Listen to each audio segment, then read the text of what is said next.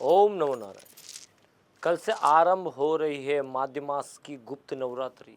ये 2026 की सबसे पहली नवरात्रि। इसके अंदर शक्ति की साधना, उसका महत्व, हर चीज की बातें हम करेंगे।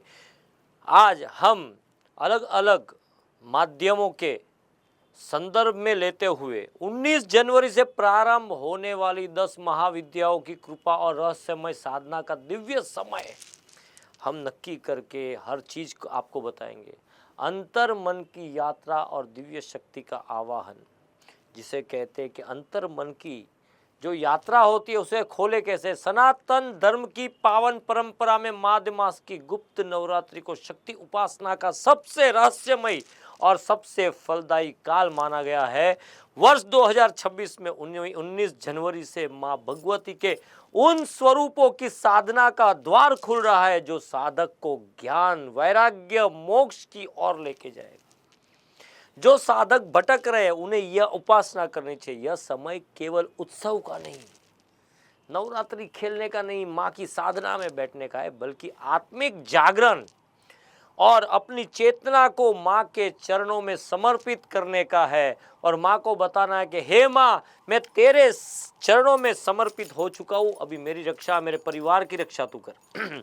प्रतिपदा तिथि प्रारंभ 19 जनवरी 2026 को 1:09 से, मतलब सुबह में, मतलब रात्रि, सुबह आप समझो AM, मतलब कि रात को 12 बजे के बाद प्रतिपदा तिथि समाप्त हो जाएगी। 20 जनवरी 2026 2 बजे से, मतलब रात को 2 बजे से घट स्थापना मुहूर्त 7:14 से होगा। 10:46 पे उस तक उसकी अवधि है। 3 घंटे 32 मिनट का ये समय जिसमें घट स्थापना करनी है। घट स्थापना कौन से मुहूर्त में करनी है? तो दोपहर को 12:11 पे 12:53 तक जो अभिजीत मुहूर्त है उसके अंदर ये घट स्थापना करनी है, माँ की उपासना करनी है। अब हम बात करेंगे कि कौन से, किस तरह से माँ की उपासना करनी है। तो इस गुप्त नवरात्रि में जानिए 10 महाविद्याएं हैं। हर दिशा की एक शक्ति आपकी रक्षा कर रही है। गुप्त नवरात्रि में 10 दिशा की अधिष्ठात्री देवी महाविद्या, 10 महाविद्याओं की साधना हमें बाह्य आडंबरों से दूर रखकर अंतर मन की गहराइयों में ले जाती है। मतलब कि हमें हर आडंबर को छोड़ देना है और माँ भगवती को अपने हृदय में बिठाना है। ये देवियां केवल शक्ति के उग्र रूप नहीं है। हम मानते कि भाई महाकाली आ गई, तारा आ गई, कामाख्या, उग्र रूप नहीं है, बल्कि चेतना के विभिन्न स्तरों का प्रतीक है। हम इसे समझ नहीं पा रहे हैं, तो आज इन्हें हम समझेंगे कि किसकी उपासना कैसे करनी है। जैसे माँ काली समय और परिवर्तन की ये स्वामिनी है, जो अज्ञान का संहार करती है।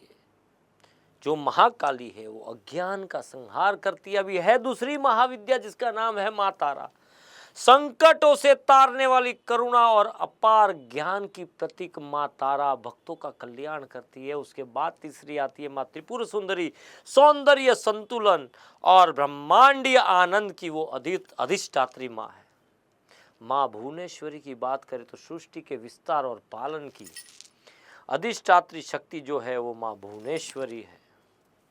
उसके बाद में माँ छिन्नमस्तिका त्याग, आत्मबल और अहंकार के विसर्जन का दिव्य संदेश माँ छिन्नमस्तिका देती है।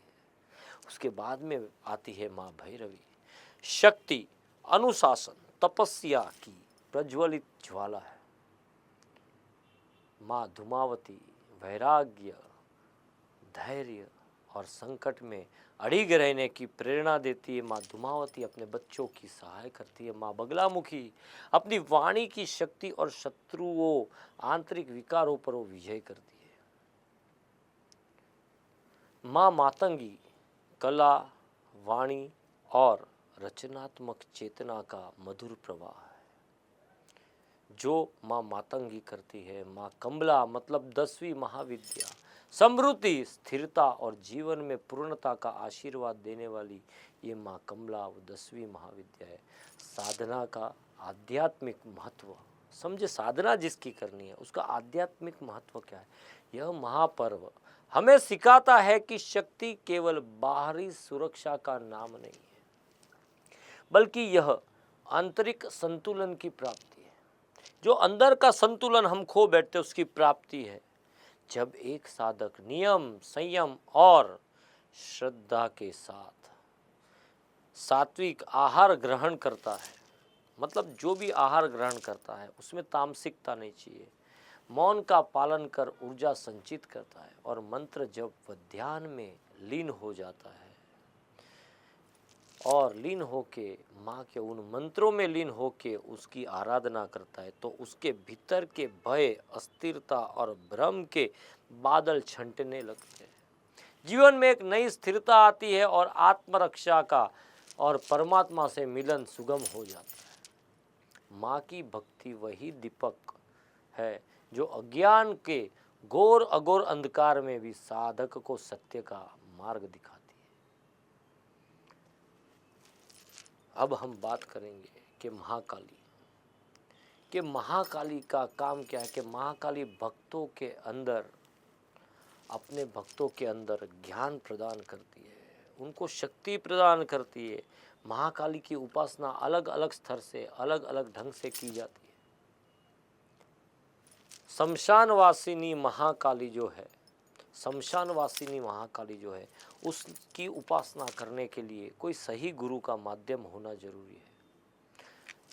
और जिसकी कुल देवी महाकाली है उन्हें अपने घर में भी पूजा करने का अधिकार है, लेकिन कोई भी पूजा करने से पहले सच्चे गुरु से मार्गदर्शन ले। मेरी वाणी को विराम करते हुए ओम नमो नारायण।